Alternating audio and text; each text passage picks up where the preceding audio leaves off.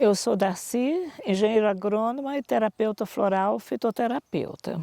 Hoje eu venho lhes apresentar uma planta muito conhecida no Brasil inteiro, que se chama, aqui no sul, erva de Santa Maria, e no norte e nordeste do Brasil ela é chamada de mastruz, porque essa planta era muito utilizada no passado, creio que ainda possa ser usada na população rural do Nordeste, fervida com leite para controle de tuberculose, de infecções pulmonares graves, né, como pneumonias, gripes fortes, catarrais.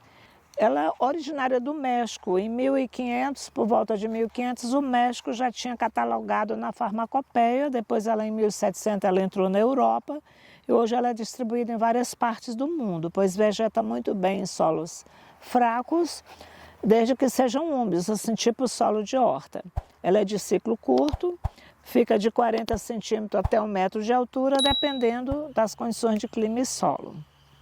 Ela tem um cheiro característico. Essa planta tem dois óleos essenciais que determinam esse cheiro, esse aroma característico. Mesmo depois de desidratada e mesmo as sementes, que a gente vê aqui, semente já um tanto passada, ela mantém esse cheiro aromático do óleo. O óleo é distribuído em toda a planta, especialmente na semente e nas folhas. O cineol é um óleo que ele é anti-inflamatório e, além de anti-inflamatório, ele é um expectorante. E o ascaridol, que também deu depois o nome aos medicamentos que a gente chama de ascaridil, que controlam as lombrigas, que também são chamadas de ascaris, né? Então, essa planta é um vermífugo por excelência. Então, é muito utilizada. Obviamente, muitas infecções pulmonares, elas são decorrentes de uma inflamação pulmonar devido à reprodução dos vermes, principalmente desses vermes arredondados, que a gente chama os helmintos. A reprodução deles muitas vezes se faz no pulmão e no nariz, então é por isso que ela tem esse efeito e tem essa propriedade vermífuga por excelência comprovada no mundo inteiro. É uma planta recomendada. O ascaridol, ele tem uma certa toxicidade para o fígado e para os rins, mas o cineol não, como expectorante e como anti-inflamatório, ele não tem contraindicação. Então, usar com cuidado, com moderação e somente em casos de verminoses por curtos períodos de tempo. É uma planta fácil de cultivar e que é da mesma família do caruru. Ela, geralmente nas terras de horta, nos canteiros, o caruru brota e ela brota também. Ela novinha tem uma formação leve, pequenininha, depois ela tem essas folhas assim, bastante de pontinhas, né? Que a gente chama, o nome científico dela é Quenopódio ambrosioides, né? E são as folhas, os talos que são utilizados e as sementes também podem ser utilizadas como vermífugo. Então vamos colher agora um pouco de folhas, vamos levar para o laboratório para eu possa demonstrar para vocês como a gente vai fazer para secar e guardar, uma vez que essa planta tem um ciclo de 90 a 100 dias, depois ela morre e tem que nascer novamente. Se for em climas quentes, ela vai dar 2 colheitas por ano. Se for em climas que tem inverno rigoroso, ela vai dar 1 vez por ano e morre logo que entra o inverno. Então, todas as plantas medicinais de ciclo curto, a gente vai ter que colher, guardar as folhas para utilizar quando necessário. Nós chegamos do campo com a colheita que nós fizemos. Eu gostaria de demonstrar para todos os nossos ouvintes desse canal como é que a gente vai manipular a planta quando chega do campo. Então a gente corta os galhos, deixa a haste principal, que ela rebrota várias vezes durante o período de verão. E aí a gente chegando em casa, a gente faz a remoção das folhas, né? De todas as folhas principais. No ponteiro de vidro setenro, você pode cortar e utilizar também um pouco da haste mais tenra, né? Isso aqui você não vai aproveitar, uma vez que a folha tem mais princípio ativo de óleo do que o talo. É como também tem as sementes. As sementes, se você passar a mão aqui, você vai sentir o mesmo cheiro das folhas, né? E a folha, ela conserva o aroma do óleo mesmo desidratado. Aqui eu comecei a desidratar a minha colheita dessa semana, né? Eu estou colocando aqui para secagem. Ela diminui 4 vezes mais. Então, se você tem 10 folhas, vira praticamente uma. Então, tem que colher bastante para poder guardar o ano inteiro, principalmente quem mora em climas mais frios, né? Essa planta hoje ela se encontra em todos os países tropicais e temperados do planeta, porque ela foi um boom de descoberta na questão vermífuga, né? Mas vamos voltar aqui à nossa desidratação. Olha quanta plantinha eu colhi. Quanto mais úmido o solo, mais ela se reduz em volume. Ela vegeta muito junto com os caruru, aquelas terras mais de horta mais nova, agora na primavera. Então a gente vai fazer toda essa separação de folhas, né? As folhas mais velhas, que são tem pedúnculo, a gente pode remover e passo na estufa, ou passo ao sol. Ela tem uma secagem boa, fácil, ela não fica escura, ela permanece verdinha, né? Depois a gente vai repicar para secagem, repico bastante para facilitar a secagem, evitando o mofo. E quando ela fica no ponto, a gente esfrega na mão, ela quebra, fica um pozinho, bem fácil de guardar em vidros, ou em caixas de papelão, ou em sacos de pipoca, ou em sacos de pão, sacos craft. As mais desenvolvidas já começam a dobrar, criar galhos, né? Não colher a planta inteira, deixar sempre, você pode cortar a planta aqui e deixar o restante no campo, né? Como essa aqui era uma limpeza de uma área, foi colhida um pouco com raiz. Então eu estou eliminando. Aqui ela estava considerada quase como uma invasora num solo bem fértil, e então ela foi colhida com raiz. Mas o ideal, quando você tem uma pequena quantidade, é colher do meio da planta, deixa 20, 30 centímetros, a metade da altura da planta. Bom, aqui está demonstrado como é que a gente vai fazer a secagem, porque ela tem muita água, mas seca bem. Ela seca bastante, dá uma excelente secagem. E uma grande armazenagem, conserva verde por 1 ano, bem um verde acinzentado da desidratação. No Nordeste é muito usado para tuberculose, fervida com leite e tomada em jejum. Você ferve. Aí vocês querem saber com certeza a quantidade, né? Você ferve uma quantidade assim pequena, a metade da mão de folha fresca para uma xícara de leite. Ferve, desliga, abafa, não precisa adoçar, mas quem já for formiguinha pode pôr um pouco de açúcar e bebe ele morninho, quente, em jejum. Ajuda a cicatrização do pulmão, porque a tuberculose é uma bactéria bastante resistente a medicamentos. Então, isso não quer dizer que você não vai fazer seu tratamento médico, mas isso aqui vai ajudar a cicatrizar seu pulmão, vai limpar as placas de catarro e pus que ficam no pulmão.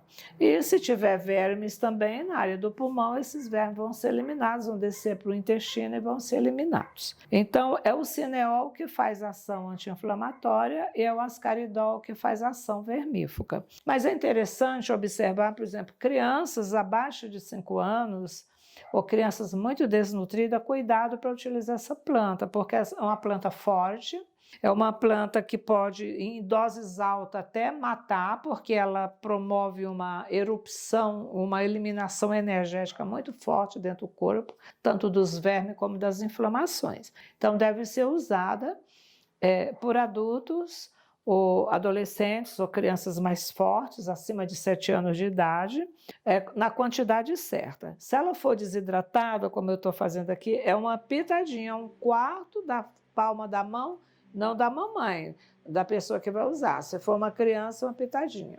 Se for uma criança raquítica, um pouco desenvolvida, de peso, aí você vai tomar uma xícara parcelado durante a manhã toda, não em jejum, vai tomar umas xicrinhas aos poucos, do chá. Se for para a questão pulmonar, vai tomar aquele leite durante a manhã toda em pequenas doses, evitando uma superdose momentânea, para que o corpo aceite. E a gente sabe que os vermes, depois que quando eles estão atacando, às vezes eles provocam reação agudas, né? Que a gente chama catarse, para eliminar aquele verme. Tem diferença de tomar o chá com ela verde assim e com ela desidratada? Ou para fazer no leite tem que ser verde ou desidratado? Para você ferver ela no leite, convém que você faça com ela fresquinha, tá? A colheita fresquinha no leite dá um aroma típico, o leite fica esverdeado e a ativação anti-inflamatória é bem mais forte. Ela, como chá das sementes, ela é ótima para as larvas de verme. E o chá das folhas desidratadas, mesmo para as lombrigas, é excelente. Há uma eliminação de lombrigas mesmo com o chá desidratado. Mas ainda é o ideal para criança, porque a gente vermifuga muito pouco os adultos, mas criança é mais comum. Utilizar o que eu vou logo mais ensinar, que é a planta, que é a geleia, que a gente vai fazer para passar na bolachinha. Então, para a geleia, vamos pegar uma receita prática. Um punhado, uma mão, né, de folhas já picadinhas, frescas, picadinhas. Tem aí para geleia, tem que ser fresquinha, tá? A mesma quantidade que você usou da folha da erva de Santa Maria, você vai usar de hortelã. Vamos admitir que aqui seja hortelã. Então, são duas quantidades de folhas, uma de hortelã e outra de erva de Santa Maria. Aí você vai colocar isso no liquidificador.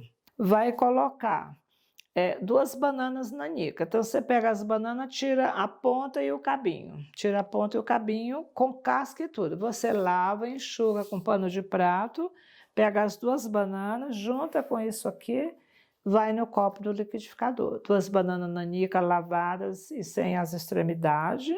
Um copo de água, um copo de 100 ml, um copo desses de requeijão de 100 ml e um copo de açúcar. E tritura tudo no liquidificador. Pulsa inicialmente, tritura bem e leva ao fogo e deixa cozinhar bem e apurar até desgrudar do fundo da panela. Quando desgrudar, você vai ter uma massa de geleia, uma geleia tipo um doce firme. E você vai guardar num potinho todo dia até acabar a quantidade que o seu filho, só que a criança consumir de manhã nas bolachas salgadas de manhã. Então a criança vai...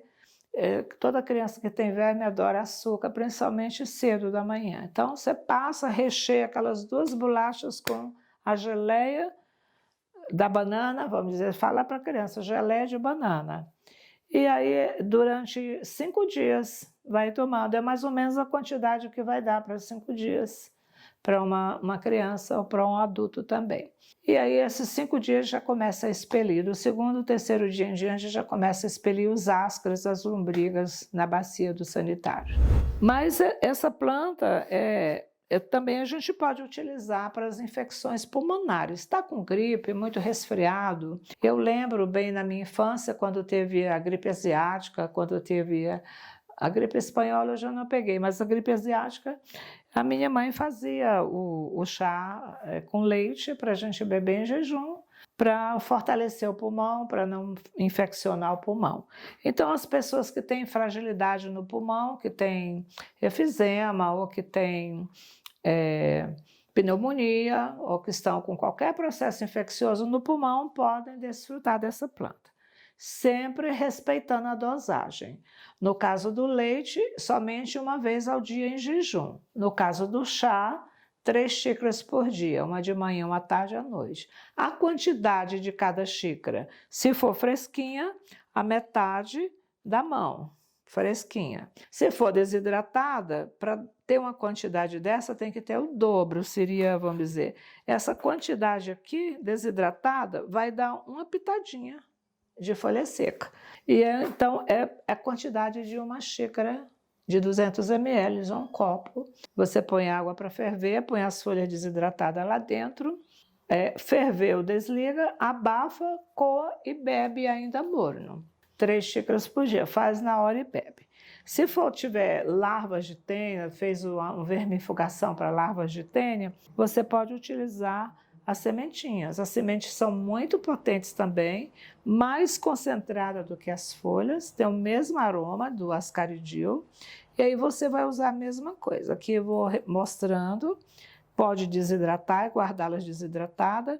Também uma pitadinha para uma xícara. Também vai tirar todas as larvas de tênia ou de outros, mesmo dos vermes, tipo ascaro, oxiurus também ele é muito bom, o ancilóstomo também ele é muito bom. O ancilóstomo ele causa bastante anemia e fraqueza nas crianças e adultos, né? E o oxiurus causa bastante coceira anal. Então é muito comum adolescentes terem oxiurus. Então tá aí um chá simples.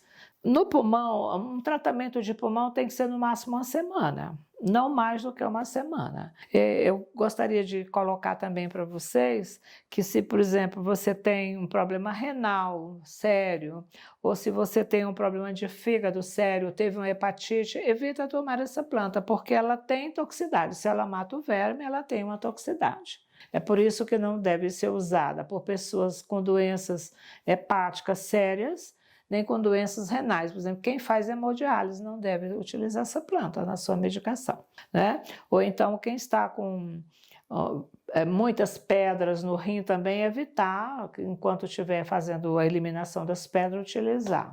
Ou se você tem processo, teve hepatite, ou está com esteatose hepática muito forte, evita, porque você vai mobilizar um órgão que está doente, e não é legal, né? Você vai ter reações adversas na utilização. Então, eu espero que vocês tenham gostado desse vídeo, que aproveitem, porque é uma planta bastante espontânea nas nossas hortas e quintais, esse período do ano, e que vocês possam aproveitar dessas instruções para colher e guardar para que vocês usem no período de inverno, que é o período que mais vermifuga, mas ainda dá tempo, né? Qualquer hora é hora de vermifugar. E tem mais um detalhe, quando a gente vermifuga, a gente já está eliminando as viroses, né? A minha experiência de consultório me mostra que todo vírus ele vem acompanhado de parasitas dentro do organismo, enfraquecendo a resistência e a imunidade. Então não custa nada também para quem não está diagnosticado com parasita, utilizar uma vermifugação natural, espontânea, evitando assim uma queda de imunidade, uma virose que circula muitas vezes nas populações. É isso que eu tinha, espero que vocês tenham gostado e a gente vai sempre trazer coisas práticas que possa ser utilizada pela nossa população de baixa renda, por todos nós, mesmo quando a gente tem alta renda, o produto natural ele é muito mais eficaz do que os produtos sintéticos. Muito obrigada.